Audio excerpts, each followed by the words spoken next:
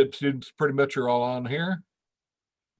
We've got quite a few.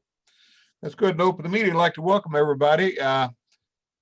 One of the things we normally do at the December meeting is, our November meeting is vote on officers. And because it's kind of hard to have a face-to-face meeting for a vote, we're going to try a little different format. There's going to be an email sent out for you to respond or not respond to on whether or not to select the officers for the club. But more details of that be coming out. So we'll do it that way instead of trying to do it online with basically 10% of the membership. That's pretty much the main news for that. Look at my notes here. December meeting, it's going to be probably online again.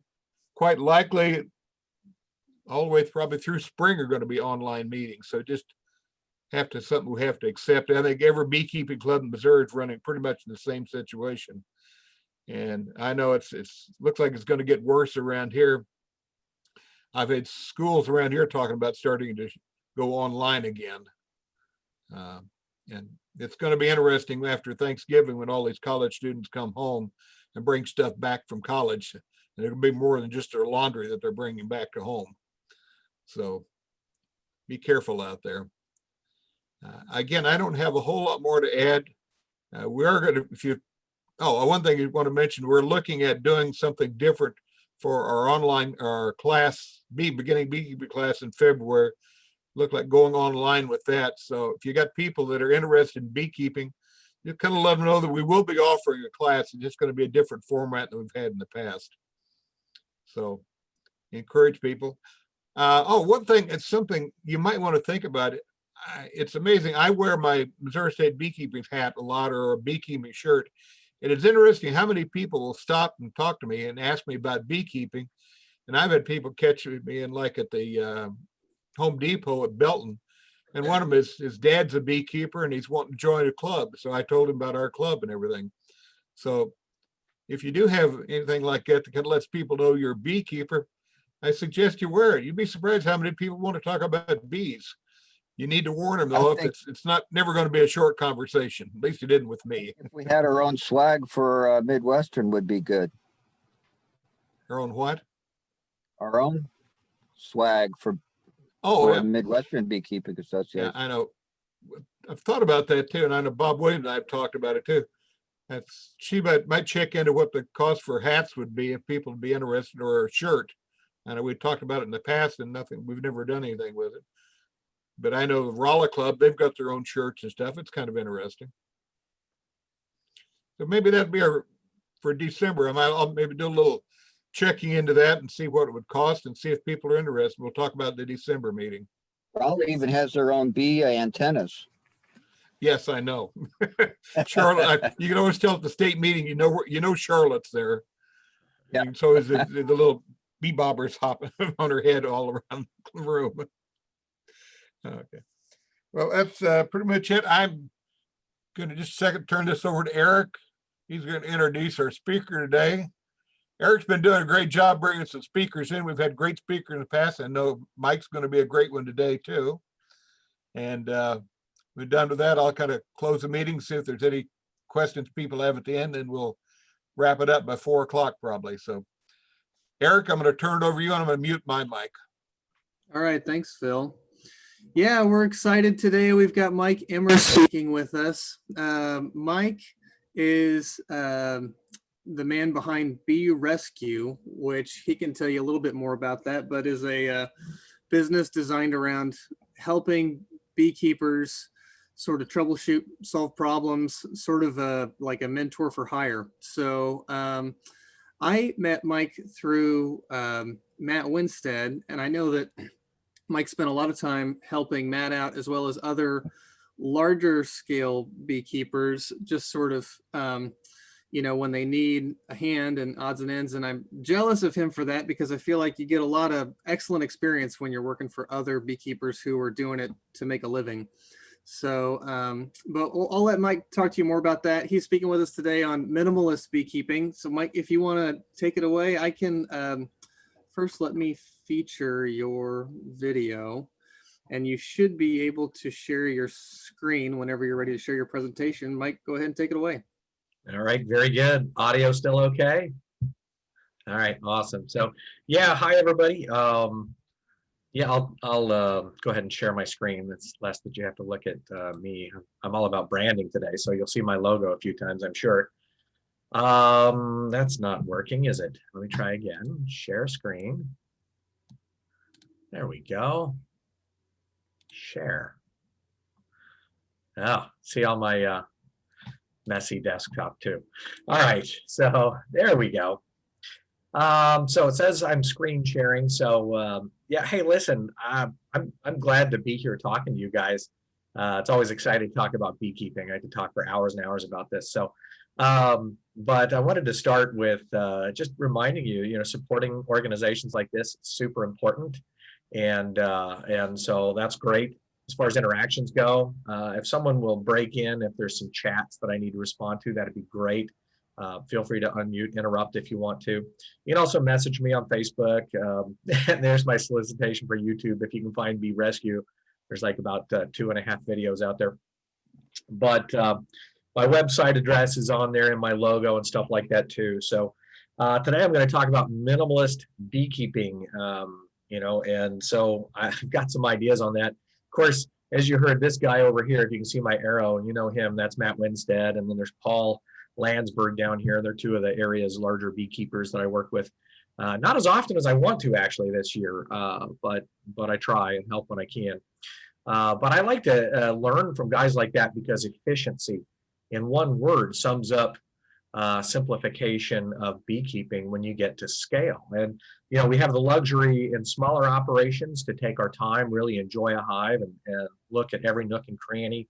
Whereas larger organizations, when you scale up into the hundreds and thousands of colonies, you don't always have the luxury to enjoy it like a hobbyist would.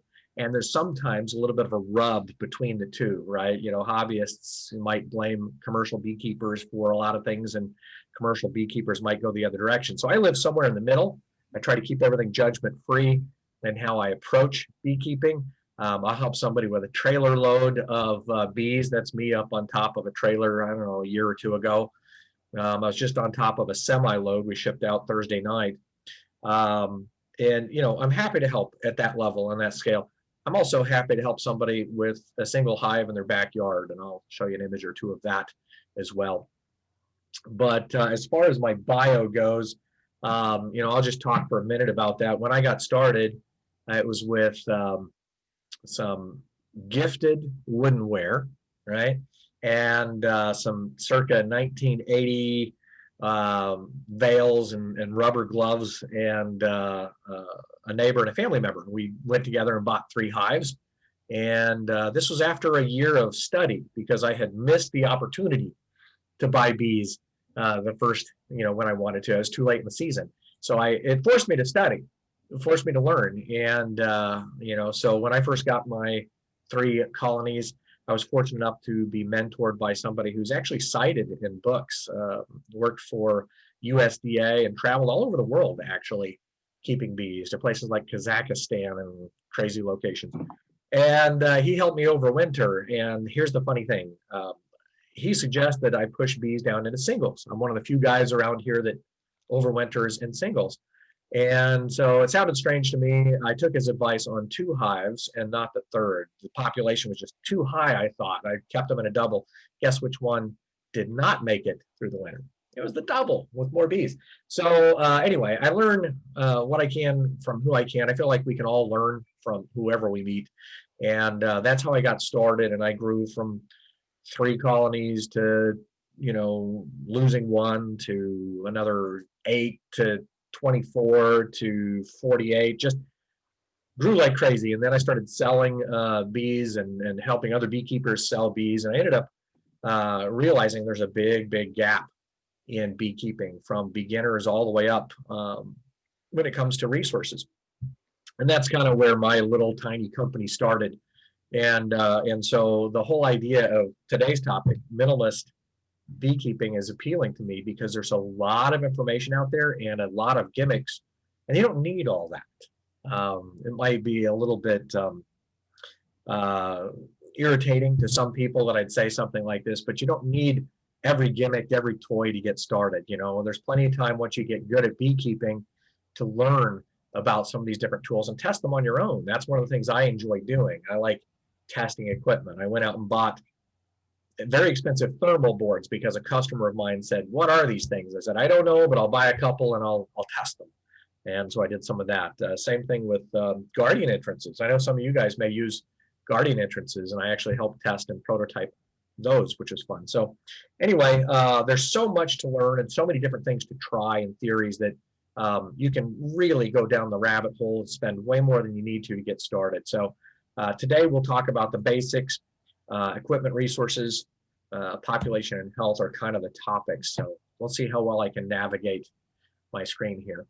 As mentioned, I'm a little bit of a chameleon. I'll help whatever size beekeeper I can. Big or small, I try and help them all. This is just some images of different beehives.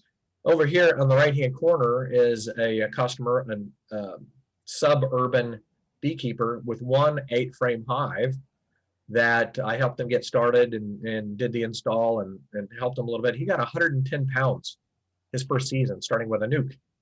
And then down here, this is a bunch of nukes we made up early in Texas a couple of years ago. And then there's a little workshop I did out of my place. So I'm all about bees. I'm all about education. And this time of year brings about one of my more challenging times of the year because I see so much information online and so much insistence that you have to keep doubles, that you have to have Vivaldi boards, you have to have candy boards, you have to have quilt boxes and things like that. And I'm not judging, right? But if you take a look at these images, they're actually 8-frame. And in these pictures, they're 8 frames that I just left feeders in. So there's really 6 frames in there and resources. And I don't insulate. I don't put extra layers on the outside, on the top of them. There's good arguments for that. No judgment. You can absolutely do that. But at the end of the day, what's really absolutely required is part of what you see on screen. You know, you've got a brood chamber.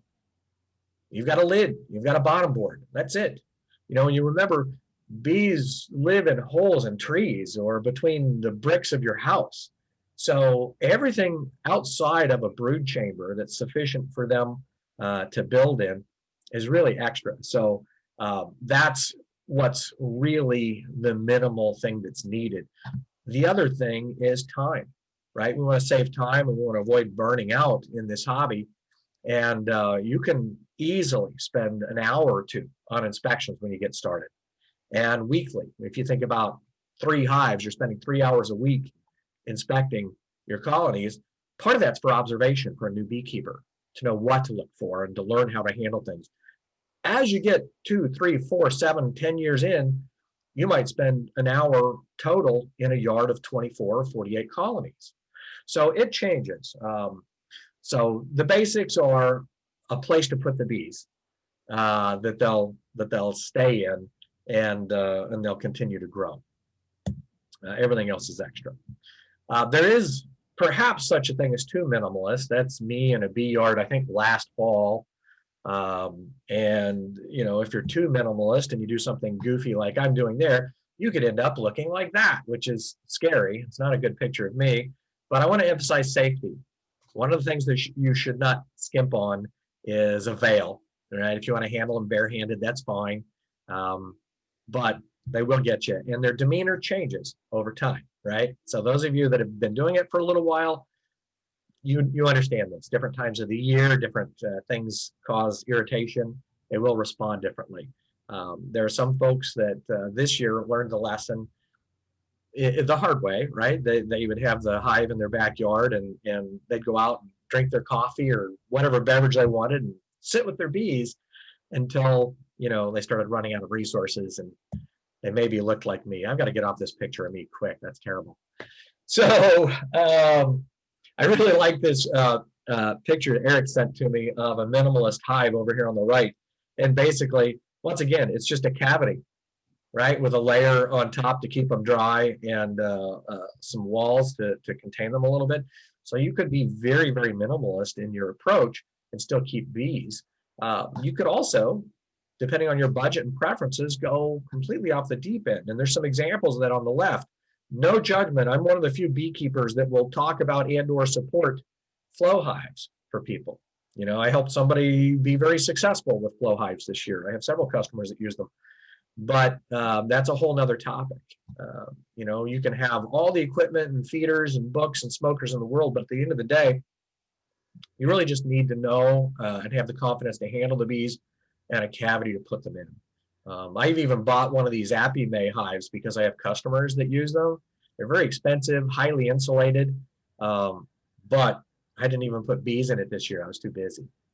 So yes, you can use all these cool things over here on the left and more, but is it necessary? Not really, not really. So the essential components to the hives, you know, like this is similar to a custom deluxe kit that I was selling last year. Smoker is valuable. It's good for the bees and good for you to learn how to use, and really good for you to learn how to light and keep running.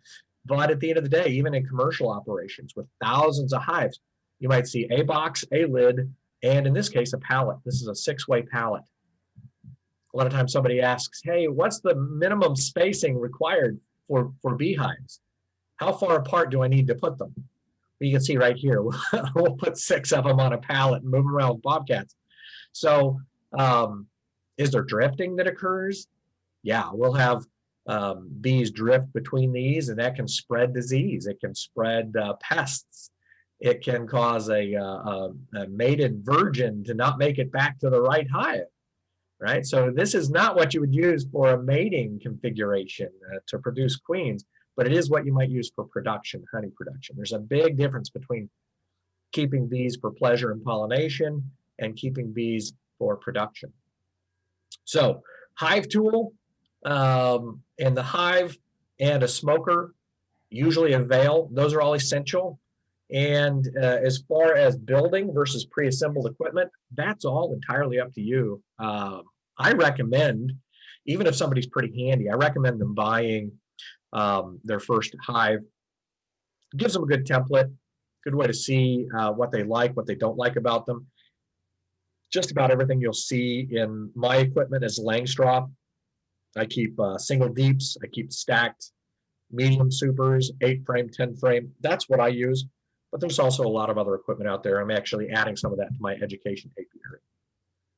Oh, feeding, sorry. Easiest way to feed. Let me back up. There's an example of an internal frame feeder here. That's a great way to feed, but you've got to take the lid off to get to it and fill it. No, I do not want to enable dictation. There we go. And but you can also use top feeders. That's one of my favorites because you just lift the lid and feed, dump sugar in the reservoir, and away you go. It's very easy to get in there without disturbing the entire colony. My least favorite is a Boardman. I think it's, the jars that sit on the front. I think that's what it's called. I abandoned those years ago. But you can also open feed.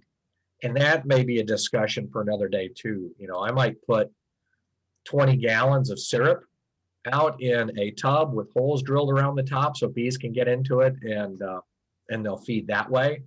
And it's a great way to feed a lot of bees. Like a yard like this, I might put 2 20-gallon tubs out and maybe even some pollen in the spring when I'm getting to build up.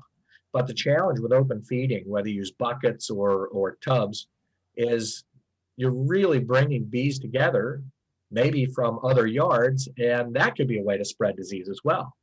The other downside is this: if you're open feeding when the flow is going on, especially if you preserve the sugar, even if you don't, bees from neighboring yards that already have supers on could be bringing sugar water back, right? And trying to turn that into honey. So there you go. Even though it's the easiest way to feed, to put out an open tub and feed them, it's not really the best way.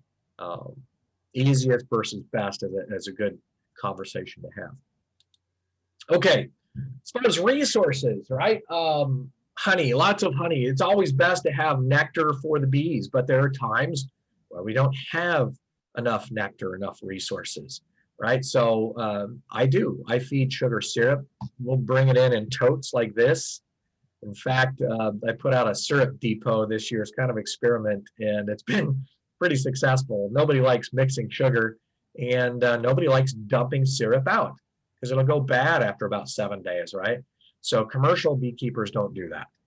They don't waste, right? Their livelihood depends on it. So they'll use a preservative in their syrup that'll keep it good. It'll crystallize before it goes bad. And so that's what I've been offering to some of my customers. I set up a little syrup depot, I call it, out of my place. So I feed sugar when they need it. Pollen, I like to use dry pollen instead of the wet sub because of small hive beetles. And, sometimes I do use, a pollen substitute, but I've switched from the ones that are already patties, with the paper on the sides. I've switched from those to bulk sub because for whatever reason, the bees consume it faster, more readily, and I have less hive beetles appear. So when you feed pollen, more so in the spring, unless you notice a shortage going into fall, when you feed pollen, it's really to help them brood up. So you're going to see more feeding of pollen sub in springtime than you would in the fall, especially around Kansas City area. We usually have plenty of pollen. It's kind of funny when you become a beekeeper and you see the pollen counts on the news. It's, yay, there's high pollen count as a beekeeper, but if you have allergies, it wasn't such a good thing. The other thing I think about is, actually I don't think about much is water around here. Unless we've got a severe drought, even then, if there's a creek bed nearby, bees will find water. I don't put a lot of water out. I do have customers that may have problems with a neighbor that's got a swimming pool. And so I'll recommend they take some of that swimming pool water and put a source between them and their neighbor's house if that becomes an issue. Same thing with bird baths. But as far as what the bees need, I don't worry too much about water. I actually did a test. I like to do a lot of tests. I participate in various studies. Right now I'm doing a viral study with a bee lab in Louisiana. But I did some testing with water sources, and I did some mineralized water and regular tap water and things like that. And the bees didn't care. They just went to the pond. That's where this picture is from. This is my lake out front. So, okay. So, and I love this too. This is a meme I saw somewhere, but no amount of money or gold is worth more than bees, trees, and water. I get it. There's a lot of room for interpretation there, but it certainly emphasizes the importance of what we endeavor to do as beekeepers, doesn't it? We love bees, and population is one measure of their health and success. So we get back to the minimalist requirement. Everything that you need comes in your package or your nuke. I sell nukes, so that's my preference, but you got to have your queen. She's in there laying. You want a well-mated, accepted queen. Drones are something that are often maligned by even very experienced beekeepers because they consume up to 8 times more resources than the females, the workers, and they take up space that could otherwise be used for worker brood. So I'll see a lot of beekeepers scrape out drone comb or throw away drone frames. But if you are wanting to rear queens and foster genetics that are more localized, call it a substrain of genetics. Maybe you start with a Minnesota hygienic or a Saskatraz queen or some form of Carnolian, whatever, and you want them to supersede, you want healthy mating, you got to have drones, right? Remember that queen, which is this big one right here on screen, when she goes out as a virgin on her mating flight, she'll mate with between 15 and 50, maybe more drones.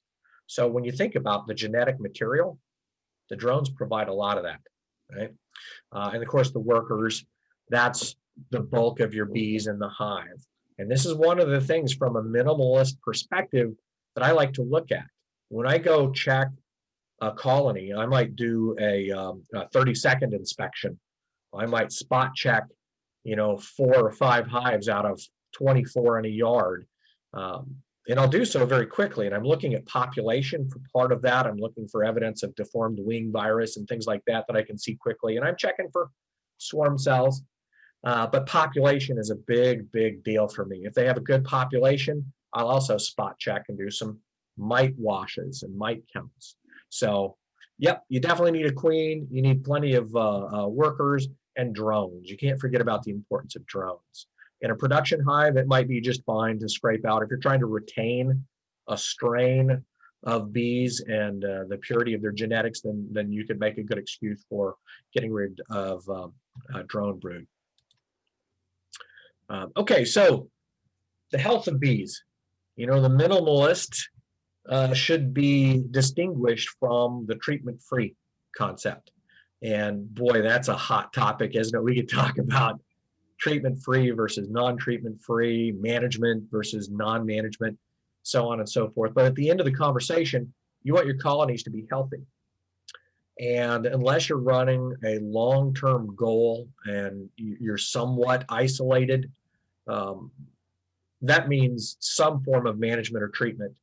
It doesn't have to be chemicals, right? There's forms of treatment that don't involve chemicals, but even frame manipulation and brood breaks, those are forms of treatment, right? And some would argue that interferes with Darwinian processes and evolution, and that's fine. There's a good argument for that. But a lot of people also like to keep their bees alive, and they don't want to cull their bees, right? So if I have a yard of 30 colonies and I'm fostering a genetic in that particular yard, that may mean that I'm spot checking, seeing how resistant they are to Varroa. And that may mean I have to euthanize an entire colony or move an entire colony out to sustain a genetic. So there's a lot of different ways to manage that. And the health of the bees, that's ultimately of great importance. So I use a lot of different tools, you guys. I'll use thermal treatment, and I'll use it in conjunction with Apivar, with oxalic acid, occasionally some formic or something like that. I've even done the Randy Oliver shop towels. We've done some tests with that product and some other things just to see how they work. There's really not a silver bullet here. And if there's a pet peeve that I have, it's around pest management, because that affects how you go into winter, right? The strength, the population, the health of your colony are all affected by the pest load. So we might talk about that for a minute or two towards the end. This is towards the end. We've moved through this pretty quickly. Let's see, I didn't check to see if there's any questions, but if there are, you know, somebody feel free to jump in and let me know what's in the chat, or I'll check it in a moment. But we're getting to that time. You know, what do beekeepers do during the winter? And along the theme of minimalist, you can see nothing's changed about my single 8-frame hive configuration here. I try to make sure I get the lid on them. I try to make sure that they're well fed, nice and heavy. They're pest free, and I tip them forward a little bit. That's it. You know, they've got the lid, they've got the bottom board. I've started preferring solid bottom boards again, but that's it. No Vivaldi boards. Emergency feed isn't really necessary if you get them heavy and well fed enough. But what do I do during the winter? If I'm not going to Texas with Matt, you know, I just kind of take a break. If I've got equipment because I'm expanding that I want to build, great time to do it. If I've got equipment I want to repair, great time to do it. You know, I'll buy and assemble some equipment. I'll buy fully, you know, assembled equipment as well, just to get ready for expansion in the spring. But expansion isn't always the goal, is it? Right? I have customers that want one hive and they want to maintain that hive all year round. Perfectly fine. Somebody like that can take the entire winter off, can't they? You know, if you've got 2 or 3, you don't plan on expanding, you don't plan on splitting. Really, the only thing you need to think about is the viability and age of your queen. So good time to take a vacation to Hawaii if it wasn't for all this pandemic stuff, right? Great time to learn. You know, you can learn a lot on YouTube.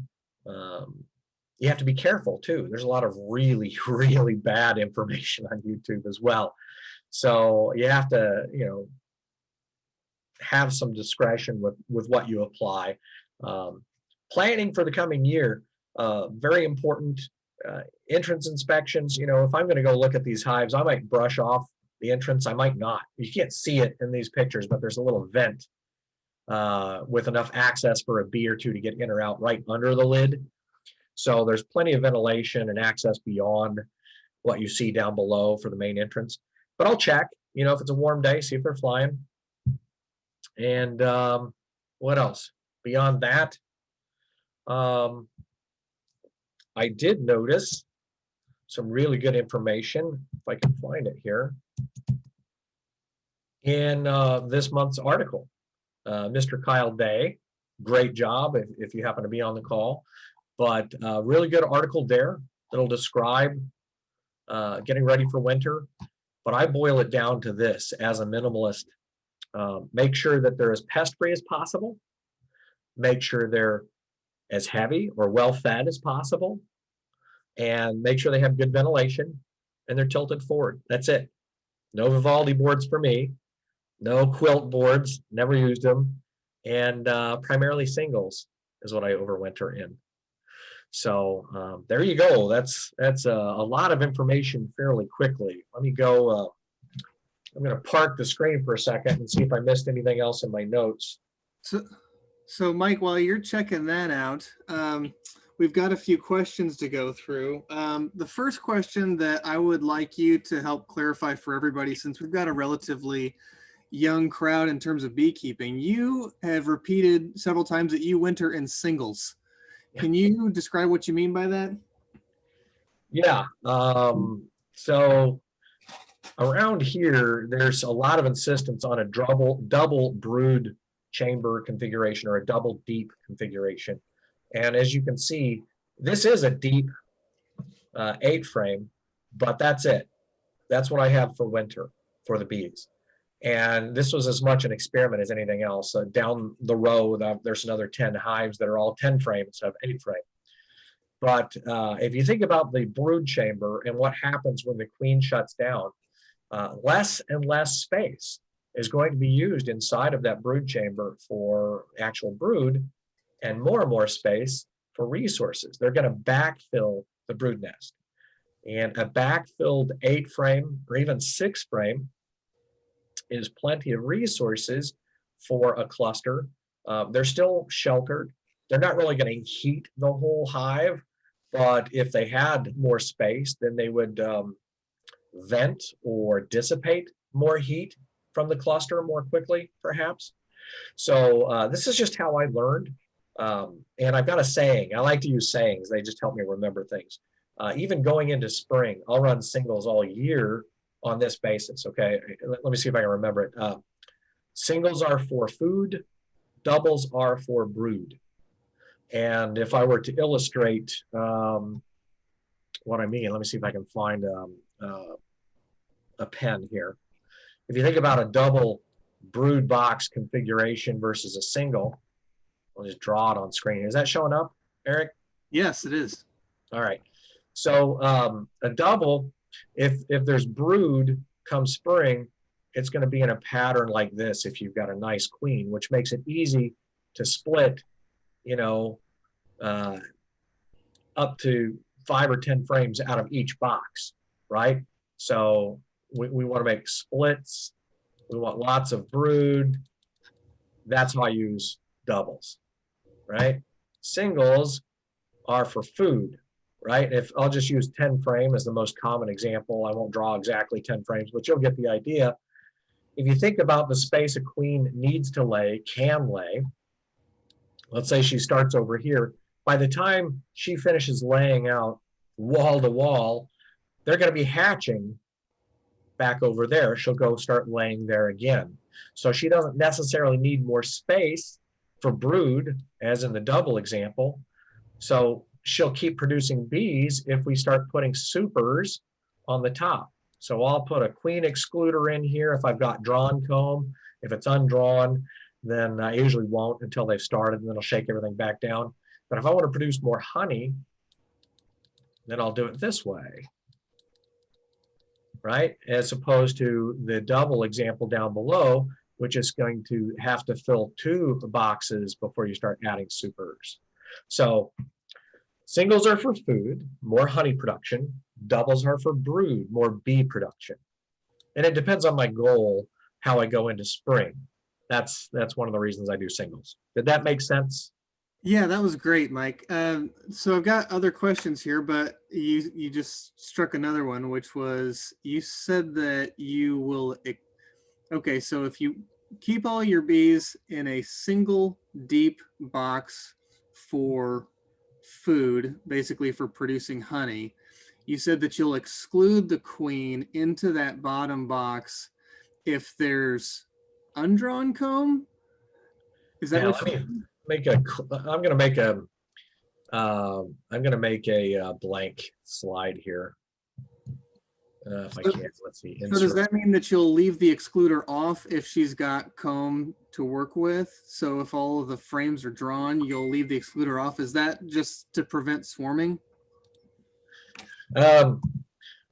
It's not to prevent swarming, it's to enhance the comb building, right? So if you've got drawn comb, that's a huge advantage. A lot of new beekeepers don't realize how important that is. By the way, it doesn't matter whether it's a medium, a shallow, or a deep super. When I have an excluder in, that goes between them, that's going to keep the queen down here, right? And if there's already drawn comb up there, then the bees will go make use of it. They'll go past that queen excluder. If it's undrawn, they won't. So I'll take that excluder out and even let the queen start. I'll move a frame of brood up, right? So the queen can actually get up here for a little while and start drawing comb to enhance drawing that super out. And then I'll shake her back down once she started. I'll put the excluder back on, and then she's kind of forced to put more honey up here and to keep laying down there. Perfect. Thank you. You're very welcome. I noticed in one of your slides there that it looks like you've got a convertible top and bottom. Looks like it can double as top or bottom. That's true. How is that? How's that working for you? Pretty well. This is actually Matt Winstead's design, and I liked it. So we were building a bunch of these things, and it's nice because I can grab an old telescoping lid. I don't use telescoping lids very much anymore. Or a standard lid if I need to make a split, if I need to pull a swarm cell out and that type of thing, then I've got plenty of bottom boards or top boards laying around. It's a nice way to make them interchangeable. And so do you run all of your colonies with those? Just if I have enough equipment, I'll use anything. I've still got some screen bottoms laying around that I haven't sold this year that I'll toss on once in a while. It really depends. I'll use whatever I have handy. It's awesome.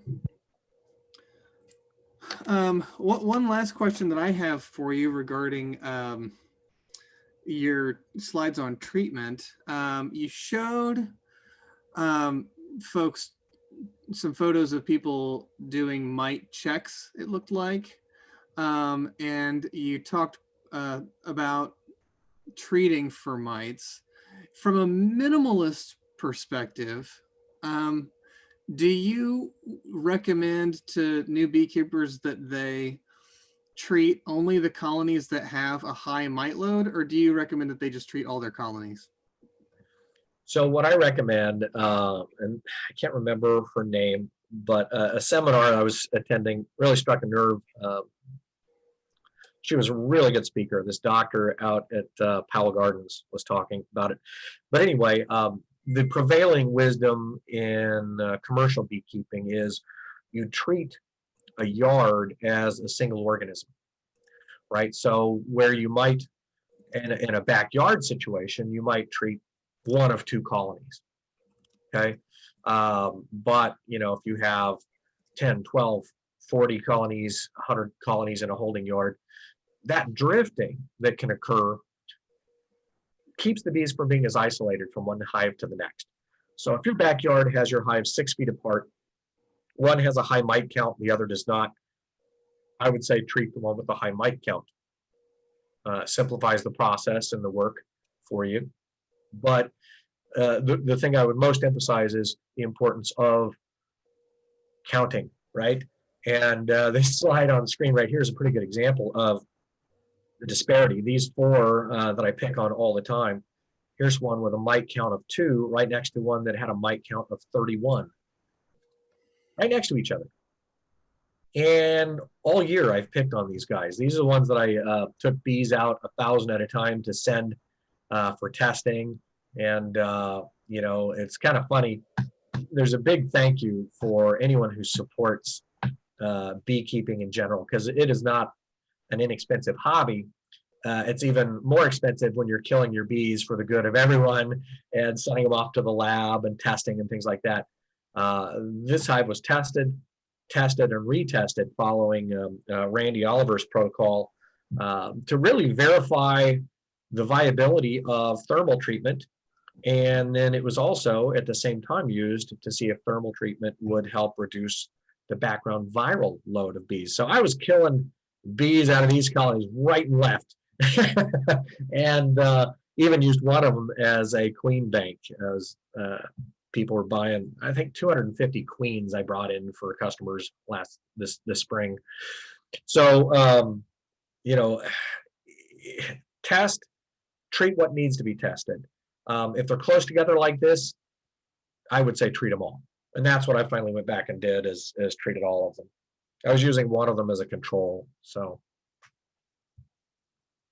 did I answer the question? Yeah, I think you did. Thank you. All right, good. Awesome. Any other questions? I don't see any other questions in the chat. You know what I miss about meeting in person is that after the meetings, right, we kind of hang around and have a chance to have separate discussions, and people were a little less shy just verbally to say, hey, listen, you said this in your presentation, or you said that, or what do you think about the other thing? So I'm happy to lurk for a little while as you guys close out the meeting in case there's some additional questions that come in. And then, you know, certainly folks are welcome to, you know, IM me or direct message me via Facebook or something as well. I'm happy to answer as many questions as I can. Just FYI, the Zoom chat group is currently speculating that Kathy Misko was the one giving that presentation you saw at Powell Gardens. So she was there, but this particular doctor was from Georgia, and it kills me, I can't remember her name, but yes, Kathy is wonderful. Janice is suggesting that it might have been Jennifer Berry. Yes, Jennifer Berry, that's right, that's exactly right. Yeah, she did a wonderful job, and Kathy is just brilliant always. So, yep. Very good.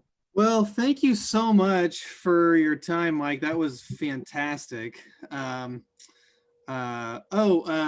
So there's some continued discussion going on in the group as well regarding 10 frame and 8 frame.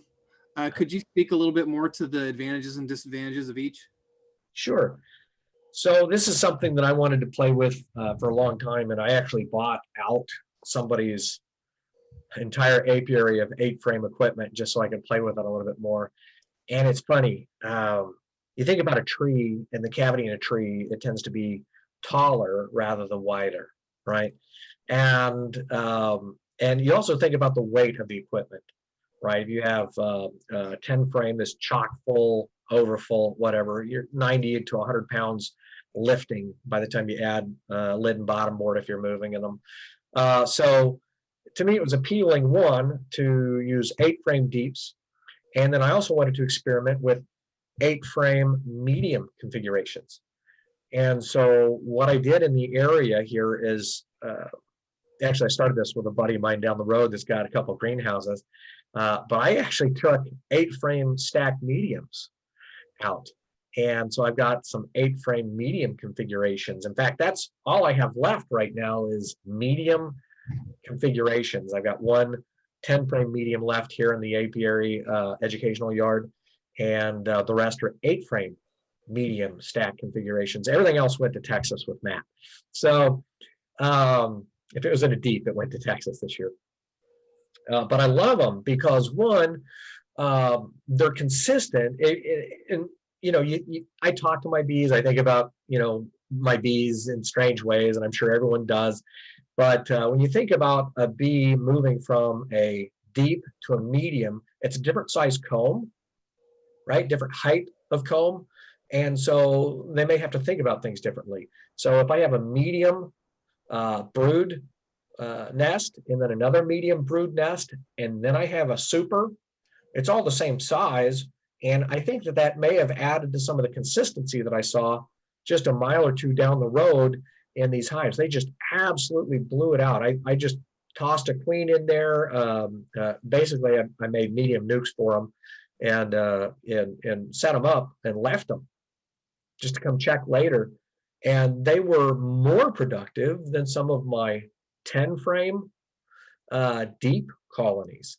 And they had less resources to start. I mean, I gave them brand new unwaxed foundation and they just killed it. I had to keep adding more 8 frame mediums, and I'd under super, right? I'd take one that's drawn and divvy it up and under super, and they just went and went and went and went. Now, is that an anomaly because of this year? Everybody had really good production, maybe, but it sure was nice when I was lifting those things.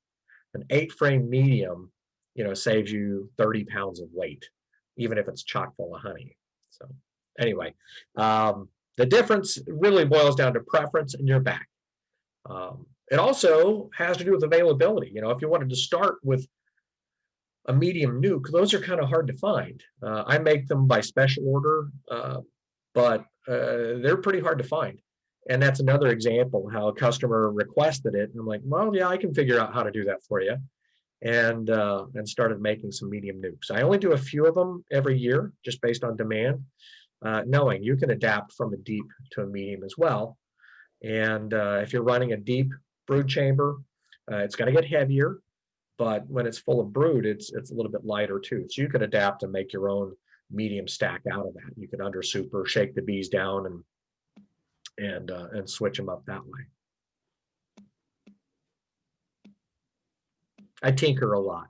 That maybe is the answer. Medium, deep, 8 frame, 10 frame, don't care. Ware hives, top bars, Happy May, flow hives. I don't care. I'll tinker with whatever I can that helps me learn and do a better job for my customers. Well, there's a lot of comments saying excellent presentation and thank you, and really appreciate, this was fantastic. So we appreciate you doing this and taking the time for us. This was great. Yeah, happy to help. Phil, you want to jump back on, close us out? Sure, I'd love to. Mike, thanks again for the presentation. Thank you. I need it.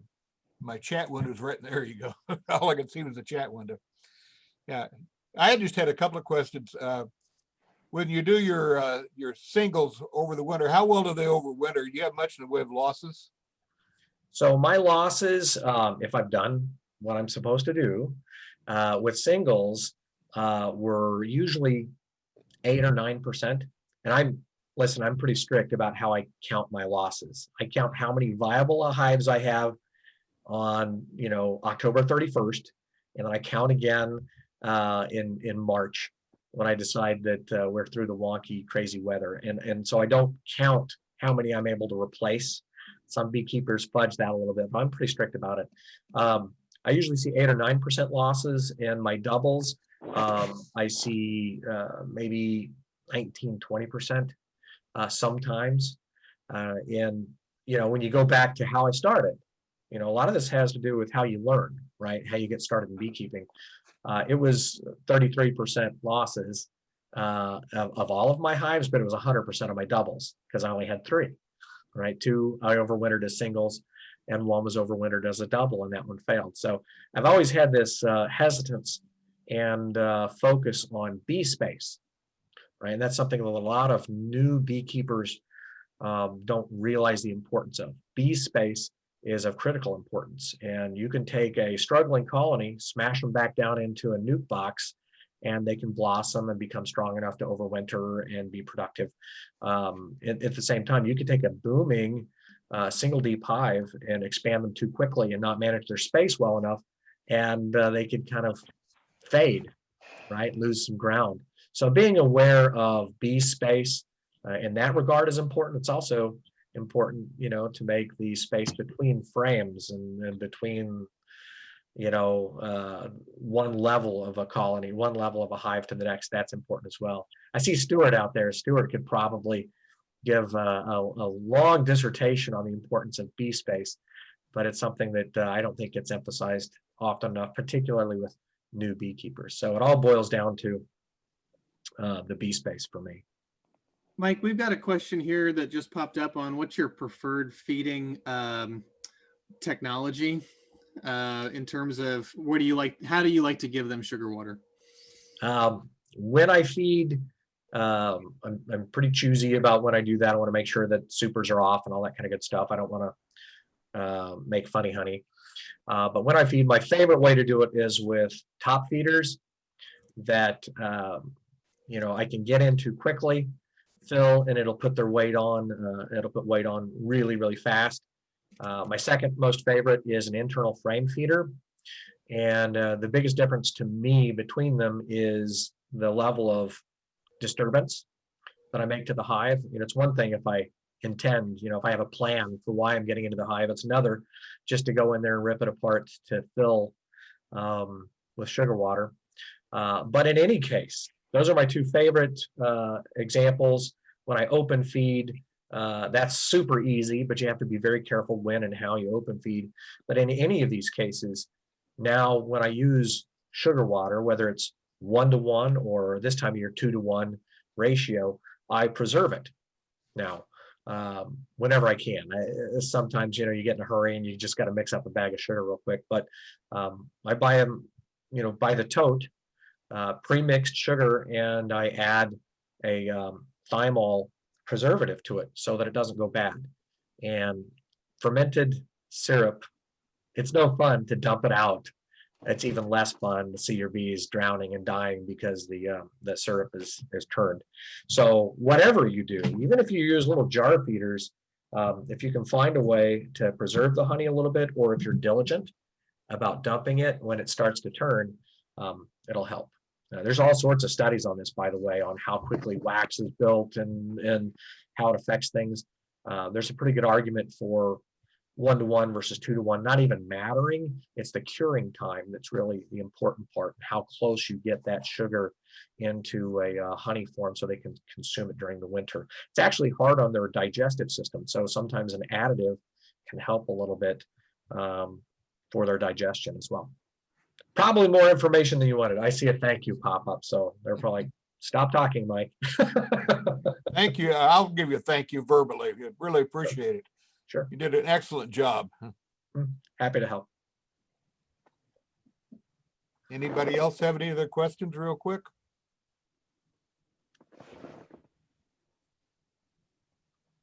Guess I don't hear anything from anyone. If that's all, if there are no other questions, I guess we'd close the meeting out today. And Thank you. Yeah. Have a good Thanksgiving, everyone, and we'll see everybody back in December. Mike, you're always welcome to pop in on these meetings. You're a member of the organization, so you should get the invites. Love to have your insight anytime. Yeah, happy to join. It's super busy for me, and it's finally slacked off a little bit this year. So I look forward to being in the next meeting as well. Appreciate it. Hey, Mike, it's Marty. You said you use thermal for preservative on the sugar? Thymol. Thymol, okay. I've been using, the Man Lake has their Pro Health or whatever it is. Yeah. And I've been putting a teaspoon of that in my sugar gallons, and it seems to maintain it for the same way as thymol would, I suppose, because I've had stuff several months and it's never ferments. So yeah, I think it's well worth it. Some folks object to the expense of the Man Lake stuff. One of the reasons we use the thymol solution is because we're taking a pint or a quart of this stuff and adding it to 200 gallons of syrup at a time.